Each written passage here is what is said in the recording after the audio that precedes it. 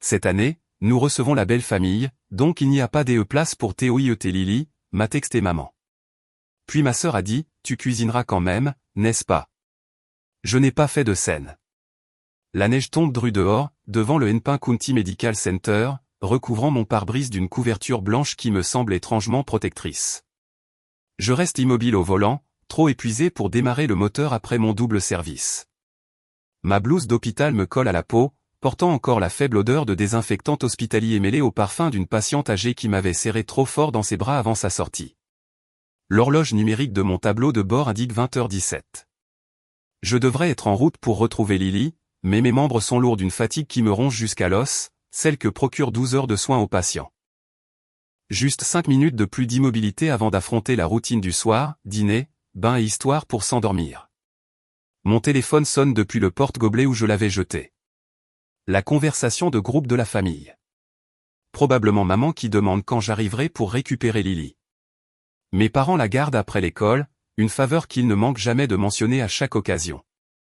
Je saisis le téléphone, m'attendant au rappel passif-agressif habituel concernant la routine du coucher de ma fille. À la place, le message de ma mère, Hélène, brille sur l'écran avec une cruauté joyeuse. Nous recevons le fiancé de ta sœur Anna, Brad, et sa famille cette année. Il n'y a pas de place pour toi et Lily à table. Mon pouce plane au-dessus de l'écran, certaine d'avoir mal lu. Le téléphone sonne à nouveau avec un message de suivi qui frappe encore plus fort. Mais nous adorerions que tu cuisines, comme toujours. L'air quitte mes poumons d'un coup. Pas invité au dîner de Noël, mais censé le cuisiner? Avant que je puisse digérer cela, le message de mon père, Ron, apparaît. Et n'oublie pas mon Apple Watch. La série 9 cette fois. Mes mains se mettent à trembler contre le volant. La chaleur de mon souffle embue la vitre du pare-brise, créant un isolement semblable à un cocon qui me semble soudainement suffocant plutôt que protecteur. Je serre plus fort le volant pour me stabiliser, mes jointures blanchissant alors que ma respiration s'accélère, créant de petits nuages désespérés dans la voiture froide. Il y a 3 ans, j'étais assise dans une autre voiture, signant les papiers du divorce pendant que ma fille Lily, alors en bas âge, dormait dans son siège auto. Je me souviens avoir pensé que revenir à Minneapolis nous apporterait de la stabilité, un soutien familial, un environnement familier, une chance de reconstruire. Ce jour-là, j'ai emballé notre vie dans des cartons et nous ai ramenés dans ma ville natale, louant un petit appartement à seulement 10 minutes de la maison de mes parents. Ils m'aideront avec Lily, m'étais-je dit. Nous ne serons pas seuls. Et ils avaient aidé, avec des contreparties attachées à chaque minute de garde d'enfant. Chaque sortie d'école devenait une faveur que je ne pourrais jamais rembourser. Chaque après-midi passé à surveiller Lily devenait une dette que je leur devais. Je ferme les yeux, me remémorant le visage de maman lorsque le pédiatre du développement a confirmé le diagnostic d'autisme de Lily. Ce léger pincement de lèvres, cette lueur de déception avant que ses traits ne se recomposent en une sympathie de circonstance. Eh bien, avait-elle dit ensuite sur le parking, il faudra juste s'assurer qu'elle apprenne à se comporter correctement. Personne n'a besoin de savoir. La prise de conscience se solidifie dans ma poitrine comme de la glace se formant sur un lac. Hélène se soucie plus des apparences que de l'amour. La riche famille de Brad, du Connecticut, offre le symbole de statut parfait, le genre de relation dont elle peut se vanter lors de ses déjeuners de charité. Mon modeste salaire d'infirmière et ma fille autiste ne cadrent pas avec cette image parfaite.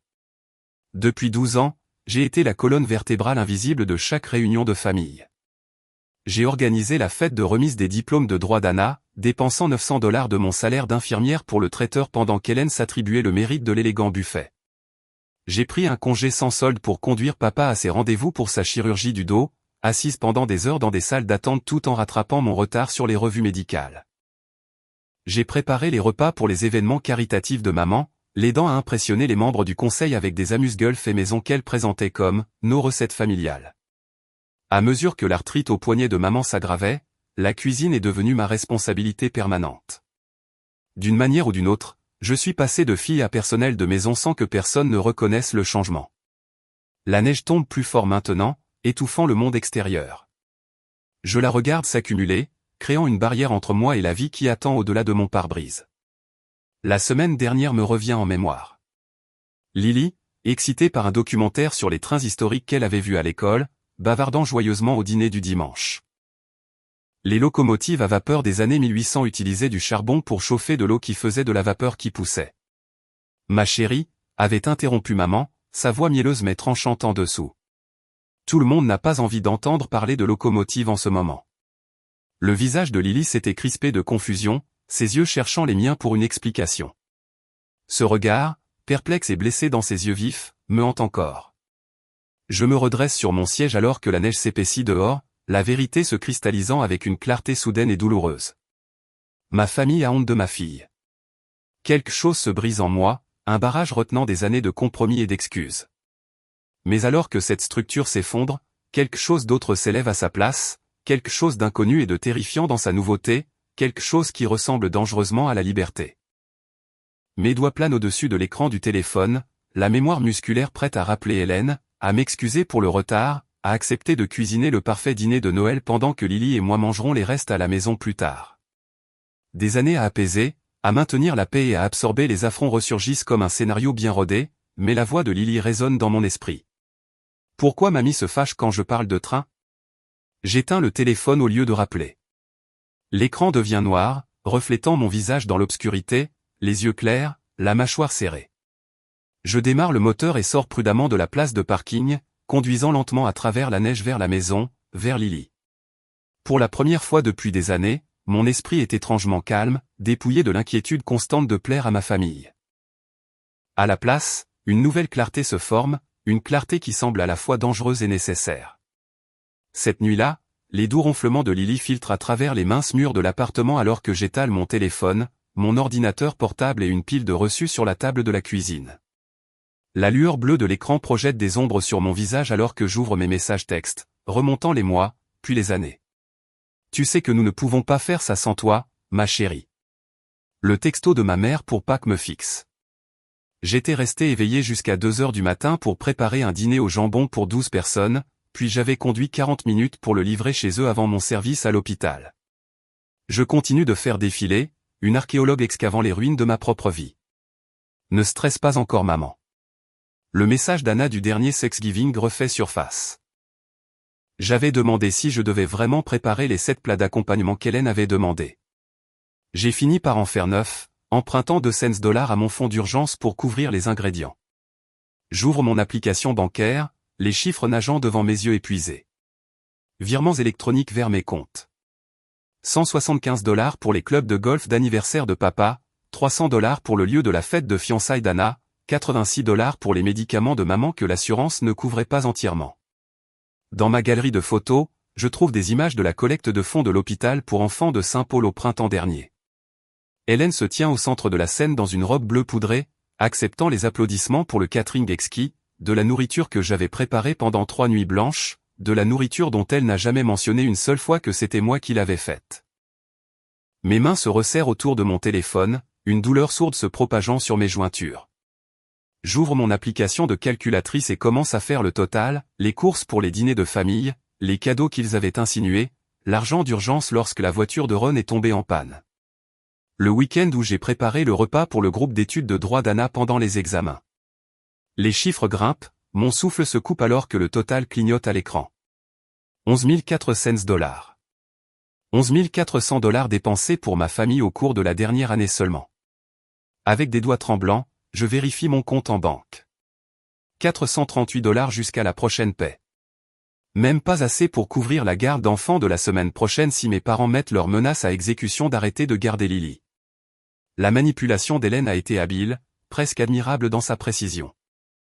Chaque demande enrobait juste assez d'affection pour déguiser l'ordre en dessous. Chaque obligation implicite liée à une gentillesse passée qui doit être remboursée éternellement. Anna a appris de la meilleure, ses textos commençant toujours par une sollicitude fraternelle avant la demande inévitable. La planification de son mariage a accéléré le schéma, des goûts chers avec l'attente tacite que je comblerai les lacunes financières. Ron reste principalement en arrière-plan, sauf quand il veut quelque chose de spécifique. L'Apple Watch, les clubs de golf, la carafe à whisky en cristal de Waterford qui reste inutilisée dans leur vitrine. Et maintenant Brad, le fiancé d'Anna, dont la riche famille du Connecticut est devenue la nouvelle excuse pour nous éloigner, Lily et moi, encore plus de la table des fêtes. La venue de ses parents pour Noël m'a transformé de fille à traiteur en un seul texto sec. Je me lève, les jambes instables, et me dirige vers la bibliothèque où de vieux albums photos prennent la poussière. Le plus ancien me montre à 6 ans, debout légèrement derrière Anna dans des robes de Noël assorties. Mon sourire est hésitant, le sien confiant. Anna au centre de la scène, moi dans les coulisses, un schéma établi très tôt.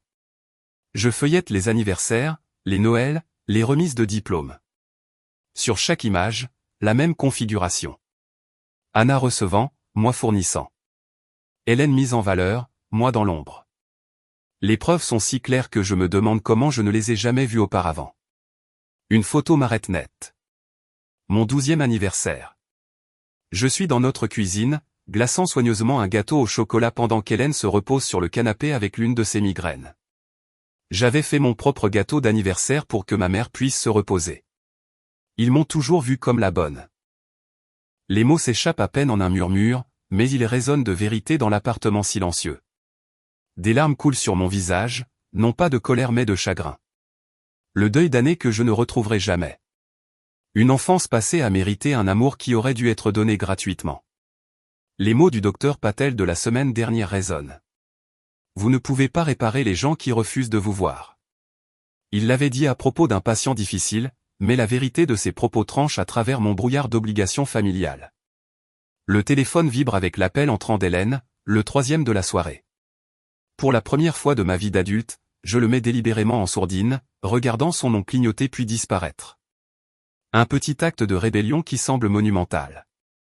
La semaine prochaine, c'est le dîner d'anniversaire de papa. Je texte ma collègue Tamara. Peux-tu leur dire que j'ai été rappelé si ma mère téléphone à l'étage? Sa réponse arrive rapidement. Absolument. On s'occupe de toi. J'ai déjà décidé. Je ne serai pas à ce dîner. L'envoi de ce texto est à la fois terrifiant et exaltant. Le lendemain, les messages vocaux d'Hélène s'accumulent, son ton évoluant de la confusion à l'irritation puis à des menaces à peine dissimulées. Les textos d'Anna arrivent par vagues. Où es-tu? Puis, maman s'énerve. Finalement, tu es puéril. Maman est contrariée. Chaque message ignoré est comme retirer une pierre d'un mur qui m'écrase depuis des années. Chaque demande sans réponse est une limite attendue depuis longtemps. Mon ordinateur portable sonne avec un email entrant. Le docteur Patel nous a invités, Lily et moi, à dîner samedi. Lily a parlé de train la dernière fois. Mon fils a une collection qu'il adorerait lui montrer. Un intérêt sincère pour ma fille. Sans condition. Le concept semble étranger, presque suspect après des années d'amour familial conditionnel. Ma voisine, Madame Johnson, frappe doucement à ma porte, proposant de garder Lily pendant que j'assiste à un groupe de soutien pour les parents d'enfants ayant des besoins spéciaux. Vous avez besoin de temps juste pour vous, dit-elle en refusant d'être payée. Je me connecte au site des employés de l'hôpital, trouvant des informations sur un groupe de soutien que j'ai ignoré pendant des années. La description dit « Vous n'êtes pas seul ». Je clique sur « S'inscrire » avant de pouvoir me dissuader. Plus tard, en faisant défiler sans but pour me distraire de la culpabilité d'ignorer ma famille, une bannière publicitaire attire mon attention. Noël au Waldorf Astoria, Chicago. Billet de train. Séjour de 2 nuits. Brunch de Noël. 3200 $.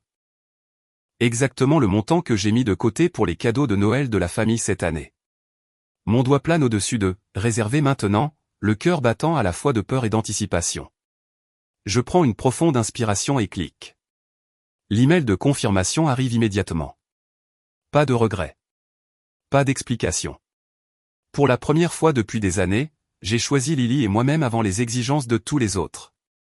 3 jours plus tard, le hall de l'hôpital était bondé pour le changement de service de milieu d'après-midi lorsque la voix d'Hélène Miller trancha le murmure professionnel comme un scalpel.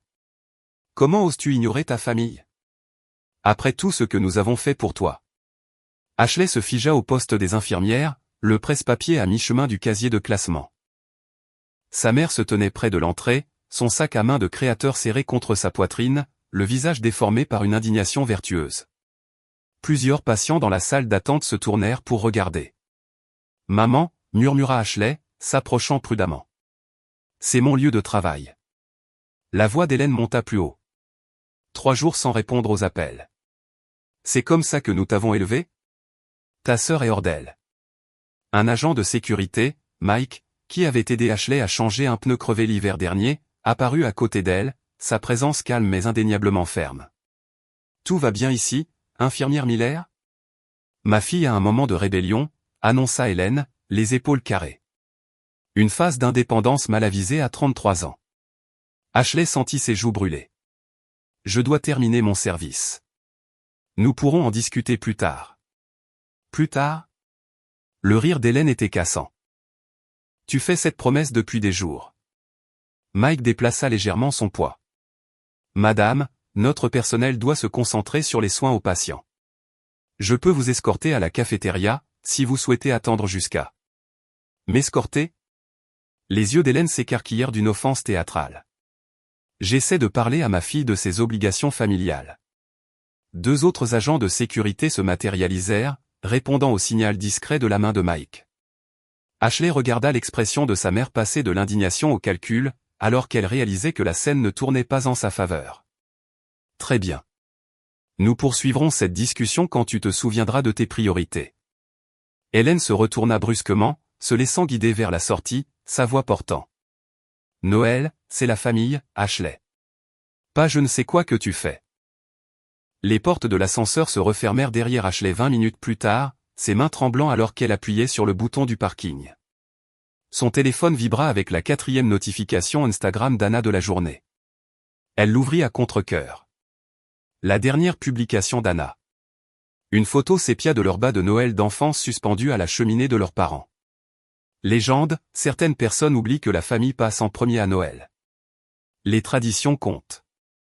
La famille d'abord. Les priorités. 3 appels manqués de son père. Sid Hélène. Un texto de groupe familial clignota sur l'écran. Nous devons finaliser les engagements pour les fêtes. Ashley, merci de répondre dès que possible concernant ton planning de cuisine. Son téléphone sonna de nouveau, tante Margaret cette fois. Le 3e membre de la famille élargie à prendre des nouvelles depuis hier. Ashley mit l'appel en sourdine, puis hésita avant d'ouvrir ses emails.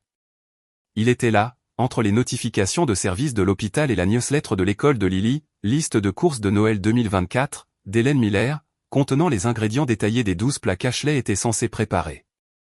Aucune reconnaissance de leur confrontation. Aucune mention qu'Ashley et Lily n'étaient pas les bienvenus à table. Dans son appartement ce soir-là, après que Lily se soit endormie en serrant son encyclopédie de train préférée, Ashley s'assit en tailleur sur son lit. Son pouce plana sur le contact de sa mère, puis sélectionna délibérément, bloqué ce correspondant. Le numéro d'Anna suivit, puis celui de Ron, de tante Margaret, du cousin Jérémy. Pour 24 heures, décida-t-elle. Juste 24 heures de silence. Ensuite, elle ouvrit les paramètres de ses emails, créant un nouveau filtre.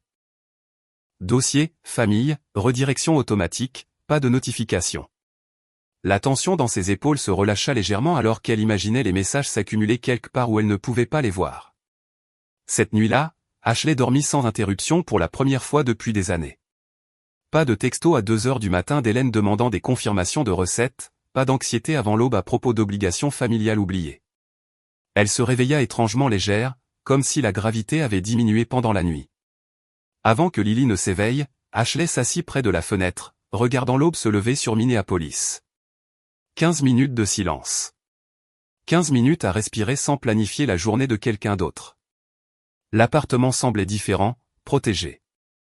Plus tard, pendant que Lily arrangeait ses céréales en cercle concentrique parfait, Ashley ouvrit un document vierge sur son ordinateur portable. Schémas familiaux, tapa TL. Les preuves affluèrent facilement. Les fêtes passées à cuisiner pendant que les autres mangeaient. Les jours de vacances sacrifiés pour les événements caritatifs d'Hélène. L'argent prêté jamais remboursé. Les urgences d'Anna l'emportant toujours sur les besoins de Lily. Le voir en noir et blanc était à la fois déchirant et validant. Ce n'était pas un échange familial normal. Ce n'était pas de l'amour. C'était de l'exploitation avec le sourire. Son appel au cabinet du thérapeute ressemblait à la traversée d'une frontière vers un territoire inconnu. Premier rendez-vous disponible, s'il vous plaît, dit-elle à la réceptionniste, concernant les limites familiales. Ce soir-là, Ashley se tint devant le miroir de sa salle de bain. Non, s'entraîna-t-elle en regardant son reflet. Je ne cuisinerai pas le dîner de Noël cette année. Sa voix vacilla, puis se raffermit avec la répétition. Lily et moi avons d'autres projets. Le concert de Noël de l'école de Lily arriva avec une précision parfaite en décembre, 2 semaines avant Noël, exactement comme Hélène l'avait calculé. Ashley repéra immédiatement sa mère et sa sœur en entrant dans l'auditorium de l'école primaire. Elle s'était positionnée près de la seule porte de sortie, un choix tactique qui noua l'estomac d'Ashley. « Te voilà », siffla Hélène alors qu'Ashley s'approchait, la main de Lily fermement dans la sienne. « Ton père gare la voiture. Nous devons parler. » Après le concert, répondit Ashley, guidant Lily vers les rangées réservées aux artistes. Anna se mit sur leur chemin, « Tu es ridicule. Maman n'a pas dormi depuis des jours. » Ma classe chante Jingle Bell, annonça fièrement Lily, inconsciente de la tension. Je vais faire sonner les cloches sur le refrain. Hélène ignora complètement sa petite fille. Ce caprice doit cesser, Ashley. Tu mets la famille dans l'embarras. Si tu ne commences pas à répondre aux appels, ajouta Anna en se penchant plus près, nous ne garderons plus Lily. Qu'est-ce que tu feras alors? Ashley sentit quelque chose se solidifier dans sa poitrine, non pas de la colère, mais de la certitude. J'ai engagé une babysitter pour après l'école, dit-elle calmement. Lily et moi ne serons pas là pour Noël. Le maquillage soigneusement appliqué d'Hélène ne pouvait cacher son choc. Que dirons-nous à la famille de Brad? Ils s'attendent à ta cuisine. Je suis sûr que vous vous en sortirez. Ashley guida Lily autour d'elle vers la porte des coulisses, sans se retourner pour voir la réponse bredouillante de sa mère. Le docteur Patel et sa femme Elisa arrivèrent à l'appartement d'Ashley 3 jours plus tard, apportant du curry fait maison et du naan fraîchement cuit. Un dîner pré-Noël, expliqua Elisa en souriant chaleureusement à Lily. Sandeep a mentionné que vous auriez peut-être besoin de visages amicaux cette semaine. Ils mangèrent à la petite table de la cuisine d'Ashley, Lily expliquant avec enthousiasme les différences entre les TGV japonais et américains, tandis que le docteur Patel écoutait avec un intérêt sincère. Personne ne la fit taire. Personne n'échangea de regards entendus lorsqu'elle parlait trop longtemps d'un sujet.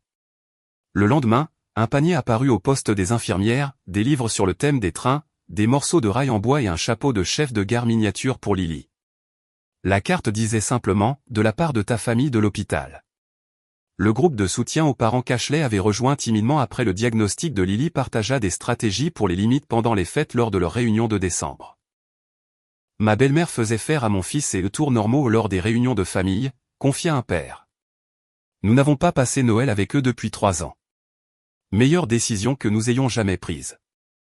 Madame Johnson, la voisine, passa avec des biscuits au sucre. Je relèverai votre courrier pendant que vous serez à Chicago, proposa-t-elle, bien qu'Ashley n'ait mentionné le voyage à personne en dehors du travail. Cet immeuble cancane pire que mon club de bridge. Sa superviseure approuva sa demande de congé avec un post-it attaché, bien mérité. Nous couvrons tes services. Une carte de Noël anonyme arriva dans la boîte aux lettres d'Ashley, contenant une carte cadeau de $100 et le message d'une autre survivante. Les premières fêtes loin sont les plus difficiles. Ça s'améliore. Ashley pliait le pyjama rayé préféré de Lily dans leur valise lorsqu'un numéro inconnu clignota sur son téléphone. Elle faillit refuser avant de reconnaître l'indicatif régional, le portable de son père, utilisant un autre numéro pour contourner son blocage. Prenant une profonde inspiration, elle répondit tout en réglant une minuterie de 5 minutes sur son micro-ondes. Allô, papa. Ashley. La voix de Ron avait la patience étudiée qu'il utilisait pour expliquer pourquoi les factures étaient payées en retard. Ta mère n'a pas dormi. C'est ce que tu voulais. Je voulais être traité comme de la famille, répondit Ashley, surprise par la fermeté de sa voix. Pas comme du personnel. Le silence s'étira entre eux, surprenant par sa longueur. Ashley réalisa que c'était peut-être la première fois qu'elle confrontait directement son père à propos de quoi que ce soit. Tout le monde est contrarié, dit-il finalement, semblant sincèrement déconcerté. Anna dit que tu abandonnes les traditions familiales. Je commence de nouvelles traditions avec ma fille. Mais Noël a toujours été chez nous. Où j'ai toujours cuisiné mais n'ai jamais été la bienvenue à table. Un autre silence, plus long cette fois. Lorsque la minuterie du micro-ondes sonna, Ashley ressentit une étrange sensation de pouvoir. Je dois y aller maintenant, papa. Joyeux Noël. Elle mit fin à l'appel avant qu'il ne puisse répondre. Le lendemain, Ashley et Lily se tenaient sous les décorations de Noël scintillantes du grand magasin du centre-ville. la musique de Noël résonnait à travers des haut-parleurs cachés alors que Lily haletait devant une robe argentée étincelante exposée sur un mannequin de la taille d'un enfant. Elle est parfaite pour l'hôtel chic, maman. Ashley vérifia l'étiquette de prix, 78 $, plus que ce qu'elle dépenserait normalement pour une robe que Lily dépasserait en quelques mois. Mais la lumière dans les yeux de sa fille alors qu'elle tourbillonnait devant le miroir rendit la décision simple. Essayons-la, dit Ashley. Pendant que Lily se changeait, Ashley parcourait la section des femmes, ses doigts effleurant des tissus doux qu'elle aurait normalement ignorés comme étant peu pratiques. Un pull vert foncé attira son attention, élégant, simple, rien à voir avec les vêtements pratiques qu'elle portait pour ses services à l'hôpital et ses marathons de cuisine familiale. Vous devriez l'essayer, suggéra la vendeuse. Cette couleur serait magnifique avec votre teint. Ashley hésita. Je n'ai pas l'habitude. Maman, regarde. Lily sortit de la cabine d'essayage, la robe argentée captant la lumière alors qu'elle tournait. Magnifique, souffla Ashley. À ton tour, insista Lily, désignant le pull vert. Dans la cabine d'essayage, Ashley fixa son reflet. Le pull tombait parfaitement, la couleur réchauffant sa peau. Quand avait-elle cessé d'acheter des vêtements pour elle-même? Quand chaque dollar disponible avait-il été redirigé vers les cadeaux de famille, les célébrations d'Anna, les réceptions d'Hélène? Vous êtes radieuse, commenta la vendeuse quand Ashley sortit. Elle sourit comme sur les vieilles photos, observa Lily en touchant le tissu doux de la manche d'Ashley. Ashley sortit son téléphone, positionnant Lily à côté d'elle dans le miroir. Notre premier selfie de voyage de Noël, expliqua-t-elle en prenant la photo. Plus tard dans la soirée, elle la posta sur son compte Instagram privé avec la légende « Commençons de nouvelles traditions ». Pendant que Lily dormait, Ashley créa un nouveau dossier numérique sur son ordinateur portable, Histoire de famille. Elle y mit des captures d'écran de années de textos manipulateurs, des feuilles de calcul de dossiers financiers montrant le flux à sens unique des dons, une chronologie des projets annulés pour s'adapter aux demandes de la famille, des entrées de journal documentant les schémas de violence psychologique. Elle ajouta des photos des réunions de famille, Hélène se détournant physiquement lorsque Lily essayait de lui montrer un dessin, Anna s'attribuant le mérite d'un dessert pour lequel Ashley était restée éveillée jusqu'à 2 heures du matin pour le perfectionner. Elle créa une liste intitulée « Les appropriations d'Hélène », documentant chaque accomplissement que sa mère avait revendiqué comme étant son influence, le diplôme d'infirmière d'Ashley, l'admission d'Anna en faculté de droit. Même les compétences de lecture précoce de Lily, malgré l'interaction minimale d'Hélène avec sa petite fille. Le dossier grossissait régulièrement, sauvegardé sur un compte cloud sécurisé. Pas pour le partager, juste pour se souvenir, lorsque le doute reviendrait inévitablement. Le 23 décembre, leur sac attendait près de la porte pour le train du lendemain matin. Ashley vérifia leurs billets et leur confirmation d'hôtel une dernière fois avant de fermer son ordinateur portable. Une notification de mail sonna, Dana, objet, tu le regretteras. Le doigt d'Ashley plana sur le bouton de suppression. Puis, se souvenant de son dossier de documentation, elle cliqua à la place. Le message d'Anna était bref. Si tu quittes la ville pour Noël, ne t'attends pas à être de nouveau la bienvenue dans cette famille. Ashley fixa l'écran, sentant un calme étrange s'installer en elle. Ça ressemble à de la liberté, murmura-t-elle à la pièce vide. L'air matinal de décembre nous mord les joues alors que Lily et moi montons sur le quai d'Amtrak. Le ciel s'étend clair et lumineux au-dessus de nous, une toile bleue parfaite qui ressemble à une permission. Lily serre son pyjama préféré contre sa poitrine, celui avec des trains qu'elle insiste pour apporter malgré le fait que des draps d'hôtel frais nous attendront. Maman, j'ai emballé mon carnet de croquis et mes écouteurs spéciaux, dit-elle en tapotant son sac à dos violet. Les écouteurs à réduction de bruit étaient une folie après son diagnostic, l'une des rares choses que j'ai achetées sans me demander si nous pouvions nous le permettre. Je vérifie nos billets une dernière fois, une habitude nerveuse. Minneapolis à Chicago. 2 passagers. Un voyage aller simple vers quelque chose qui ressemble dangereusement à de l'espoir. Le train brille contre le quai, ses fenêtres reflétant le soleil d'hiver. La vue calme mon pouls qui s'emballe. On le fait vraiment. On part vraiment. En voiture. L'appel du contrôleur interrompt mes pensées. Lily tire ma main, les yeux écarquillés d'excitation. Maman, c'est l'heure. Nous trouvons rapidement nos sièges, nous installant dans la sellerie moelleuse alors que le train s'ébranle. Le contrôleur s'arrête à notre rangée, son visage buriné se plissant en un sourire alors qu'il tend à Lily un ornement en forme de cloche en papier. Joyeux Noël, jeune demoiselle, dit-il avec un clin d'œil. Lily l'accepte avec des mains respectueuses, traçant le contour avec son doigt. Merci, murmure-t-elle, les mots sortant facilement dans sa joie. Son bonheur est contagieux, desserrant le nœud qui était assis dans ma poitrine depuis des semaines. Elle se penche près, son souffle chaud contre mon oreille. Maman, je crois que ce train nous emmène à notre vrai Noël. Quelque chose se coince dans ma gorge alors que je hoche la tête. Par la fenêtre, Minneapolis commence à s'éloigner, l'hôpital où j'ai fait des doubles services, l'appartement où nous avons vécu des vies petites et prudentes et quelque part au-delà de la ligne d'horizon, la maison où j'ai cessé d'être une fille et suis devenue la bonne. À chaque kilomètre, je sens le poids se lever. Je laisse délibérément mon téléphone dans mon sac à main, faisant taire les exigences stridentes de la culpabilité. Pour une fois, il n'y a que le mouvement vers l'avant.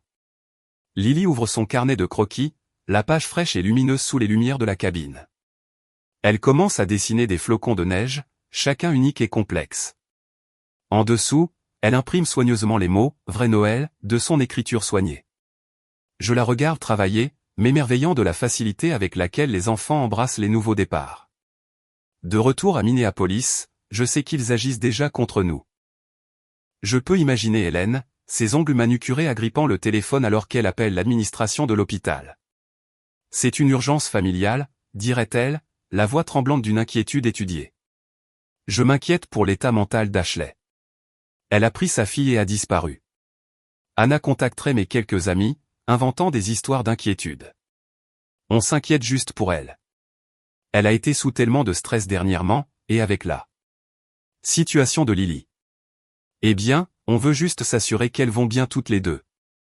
Aaron, toujours le joueur de second plan, contacterait le conseiller scolaire de Lily, suggérant une situation familiale instable qui nécessite une surveillance.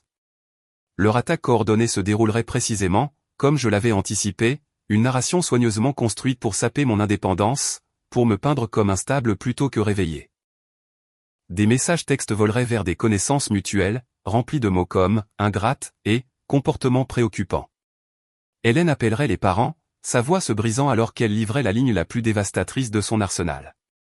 Elle a emmené notre petite fille à Noël. Mais je me suis préparé à cela. 3 jours avant notre départ, j'avais parlé avec le docteur Sanchez, l'administratrice de l'hôpital qui supervise mon service. La situation de ma famille est devenue difficile, avais-je expliqué, exposant juste assez de vérité pour m'immuniser contre l'appel inévitable d'Hélène. Si quelqu'un vous contacte en exprimant des inquiétudes sur mon état mental, sachez que cela fait partie d'un schéma de contrôle. Le docteur Sanchez avait hoché la tête, ses yeux sombres compréhensifs. Les dynamiques familiales peuvent être compliquées. Prenez vos jours de congé approuvés, Ashley. Votre travail parle de lui-même. J'avais envoyé un email détaillé à Madame Peterson, la conseillère scolaire de Lily, documentant notre démarche d'établissement de limites et la réaction de la famille. Je crains qu'il ne tente de saper mon autorité parentale en suggérant une instabilité, avais-je écrit. Nous prenons simplement des vacances de Noël à Chicago. Et, maintenant, alors que la campagne du Minnesota défile devant notre fenêtre, je sors mon téléphone juste assez longtemps pour publier une brève déclaration factuelle sur les réseaux sociaux. Lily et moi profitons d'un voyage de Noël spécial cette année. Je joins une photo de Lily souriant avec la ligne d'horizon de Chicago visible depuis la fenêtre de notre train. Le bonheur est la meilleure défense. Je mets mon téléphone en mode « ne pas déranger », n'autorisant que les appels du travail et de la poignée de personnes qui se sont révélées être de vrais amis. Puis je le range, revenant pleinement à ce moment de triomphe silencieux. Le train berce doucement alors que nous filons vers Chicago. Lily s'est endormie, sa tête reposant sur mon épaule. Ses doigts serrent encore l'ornement en forme de cloche en papier, ne voulant pas lâcher cette petite gentillesse même dans son sommeil. Quelques heures plus tard, nous entrons dans le hall étincelant du Waldorf Astoria de Chicago. Des lumières dorées scintillent sur les surfaces en marbre, créant une atmosphère de magie qui fait halter Lily. Le sapin de Noël s'élève vers le plafond, orné de décorations qui captent et reflètent la lumière. Bienvenue au Waldorf Astoria, dit la réceptionniste, son sourire sincère alors qu'elle me tend les clés de notre chambre. Dînerez-vous avec nous pour notre dîner de réveillon de Noël demain? Oui, je réponds, les mots semblant encore étrangers et luxueux sur ma langue. Nous avons des réservations. Lily repère quelque chose de l'autre côté du haut les bas des mains d'excitation, une expression physique de joie qu'elle ne peut contenir. Je me prépare au regard familier, aux sourcils levés, au subtil éloignement que j'ai appris à anticiper dans les espaces publics, mais ils ne viennent pas. Le personnel continue son travail, un groom sourit en direction de Lily, et personne ne regarde fixement ou ne juge. Ils acceptent simplement son enthousiasme comme naturel, comme quelque chose ne nécessitant aucune correction ni excuse. Une prise de conscience me submerge avec une telle force que je dois me tenir au comptoir en marbre. C'est comme ça que ça devrait toujours être. Lily lève les yeux vers moi, ses yeux brillants de la même compréhension. Ça ne les dérange pas que je sois moi, murmure-t-elle. Je hoche la tête, incapable de parler à cause de la boule dans ma gorge. Nous méritons ce traitement, toujours. Nous ne sommes pas le problème. Nous ne l'avons jamais été.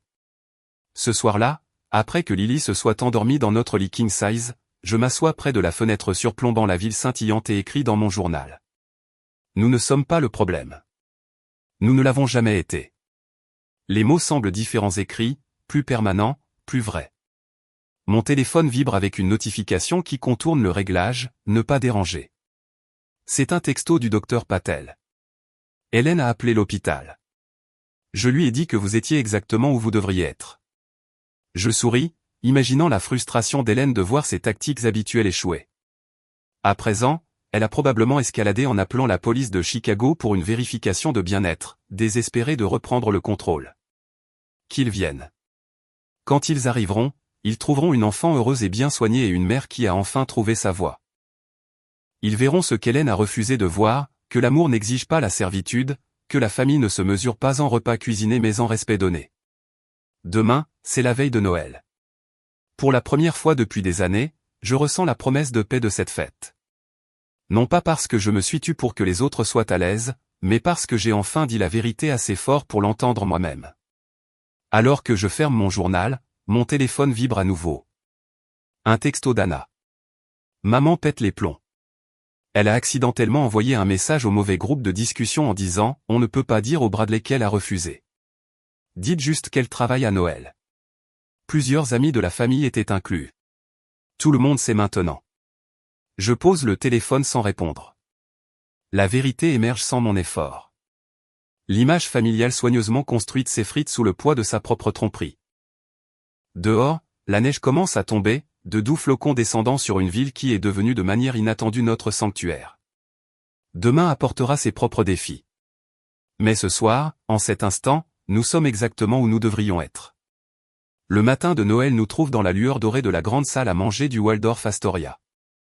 Lily étale de la confiture de fraises sur sa troisième tartine, les yeux écarquillés devant les lustres en cristal au-dessus de nous. Elle porte la robe scintillante que nous avons achetée spécialement pour cette occasion. Et ses cheveux sont soigneusement brossés. Pas de précipitation ce matin. Pas de petit déjeuner familial tendu avec les regards désapprobateurs de maman. Mon téléphone vibre sur la table. Le nom d'Hélène clignote sur l'écran. Le troisième appel en 20 minutes. Je le mets en sourdine et le retourne, refusant de la laisser perturber notre paix. Mais une notification de messagerie vocale apparaît quelques secondes plus tard, et quelque chose me dit que je devrais écouter. Ashley. La voix de ma mère semble tendue, théâtrale.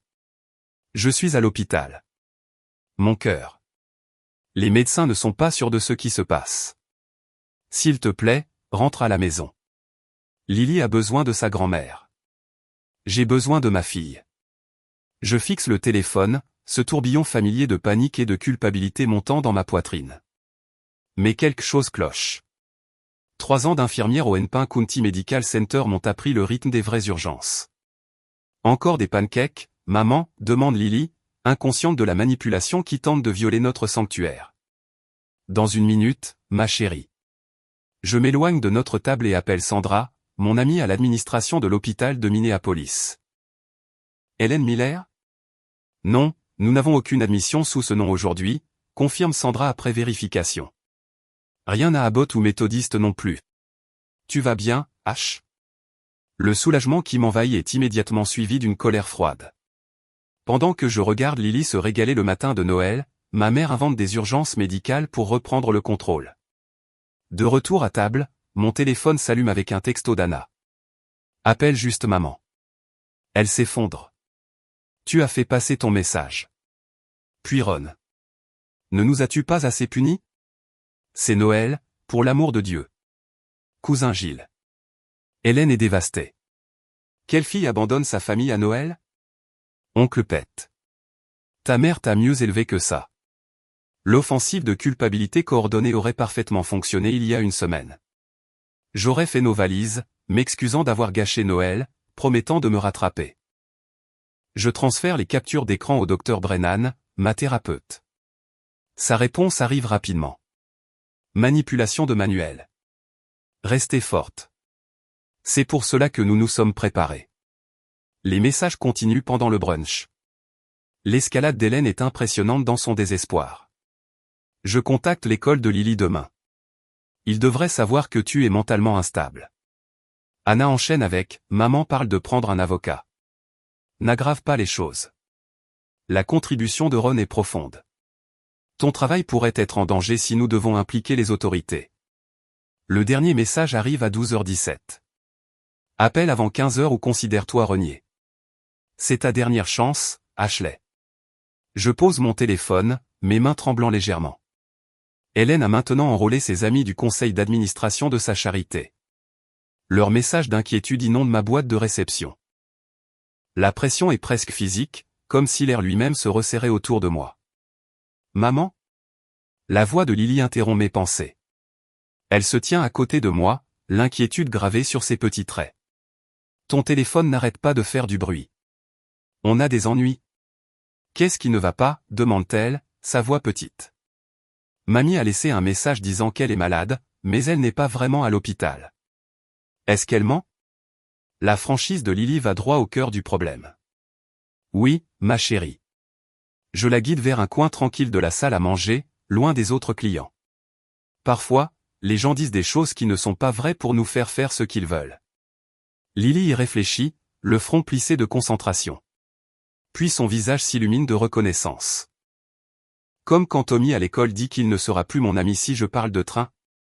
Le parallèle me frappe avec une telle clarté que je ris presque. Exactement comme ça, ma chérie. Ce n'est pas très gentil, dit fermement Lily. Non, ça ne l'est pas, je touche doucement sa joue, et nous n'avons pas à faire ce que les gens veulent juste parce qu'ils essaient de nous faire sentir mal. Nous retournons à notre suite après le brunch. Pendant que Lily arrange ses nouveaux crayons de couleur près de la fenêtre surplombant Michigan Avenue, j'ouvre mon ordinateur portable et crée un blog privé. Je l'intitule « Nos petites évasions » et écris notre premier article. S'il ne te garde pas de chaise, construis ta propre table. J'ajoute une photo de Lily et moi au brunch, nos visages détendus et sincèrement heureux. Probablement la première photo de Noël authentique que nous ayons eue depuis des années. L'horloge de mon téléphone indique 14h37. L'ultimatum d'Hélène plane, mais je me sens étrangement calme. Je mets mon téléphone en sourdine et rejoins Lily à la fenêtre, regardant les acheteurs des fêtes s'affairer dans la rue en contrebas. 15 heures arrivent et passent sans que j'y prête attention. Un poids se lève de mes épaules alors que je réalise que je retenais mon souffle depuis des années. Ce que ma famille ne sait pas, c'est avec quelle méthode je me suis préparé à ce moment. L'administration de l'hôpital a été informée d'une éventuelle ingérence d'Hélène. La conseillère scolaire de Lily a des documents sur notre scène mise en place de limite. Les dossiers du docteur Brennan établissent ma stabilité mentale. Nos finances, bien que serrées, sont indépendantes et sécurisées. Le dossier de preuve reste intact dans mon stockage cloud. Sa puissance réside dans le fait de l'avoir, pas de l'utiliser.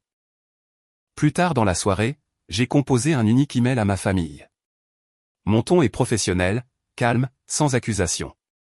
Je suis ouverte à une relation sous ces conditions, respect pour Lily, aucune demande de travail non rémunéré, et reconnaissance du comportement passé.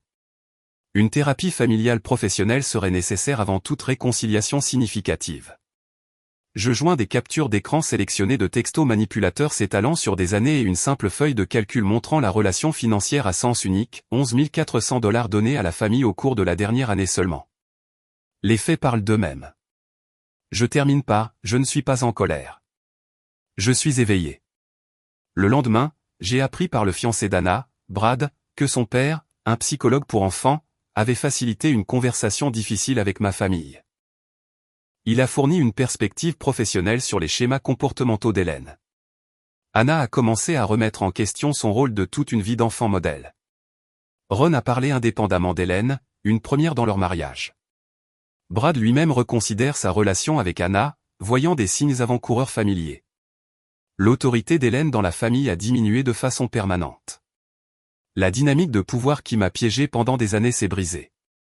Pour la première fois, je tiens bon sans investissement émotionnel dans le résultat. Une semaine après Noël, une lettre d'Anna arrive, transmise par Madame Johnson. J'examine le cachet de la poste de Minneapolis, ressentant un étrange détachement en l'ouvrant. La première ligne est visible alors que je déplie le papier.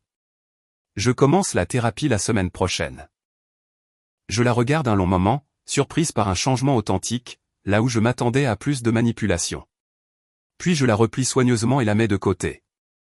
Je la lirai quand je serai prête. Le pouvoir d'engager le dialogue selon mes propres termes me semble être le plus grand cadeau que j'ai jamais reçu. 4 mois plus tard, le soleil printanier de Minneapolis filtrait à travers la fenêtre de la cuisine d'Ashley, faisant fondre les dernières plaques de neige tenace à l'extérieur. Elle sirotait son café, regardant un rouge-gorge tirer un verre du sol fraîchement exposé de son petit lopin de jardin. Le bouton de réinitialisation de la nature avait été actionné, et pas seulement devant sa fenêtre. « Maman, on peut voir les phoques aux eaux de San Diego ?» La voix de Lily venait de sa chambre, où elle arrangeait ses modèles de train historiques. « Absolument.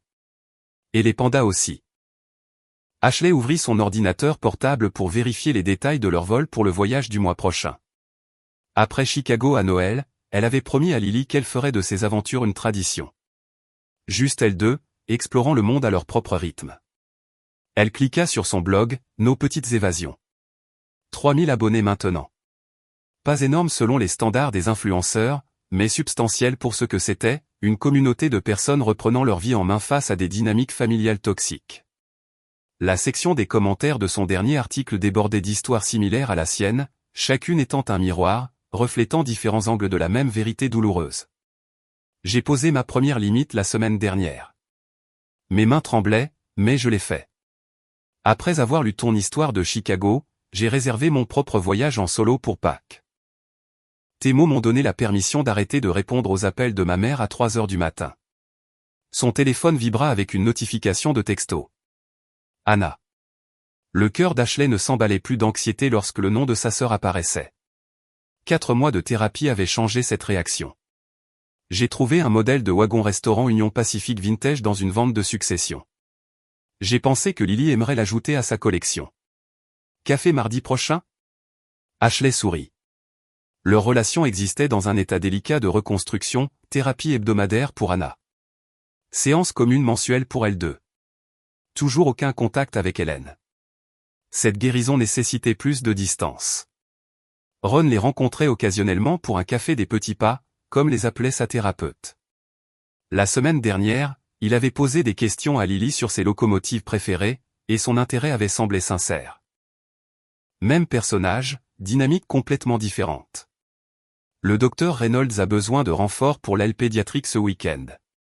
La voix de sa collègue avait un ton d'excuse au téléphone. Je sais que c'est ton week-end de congé, mais elle a spécifiquement demandé toi, a dit que tu es la seule à pouvoir gérer la coordination du personnel et le nouveau système de dossier.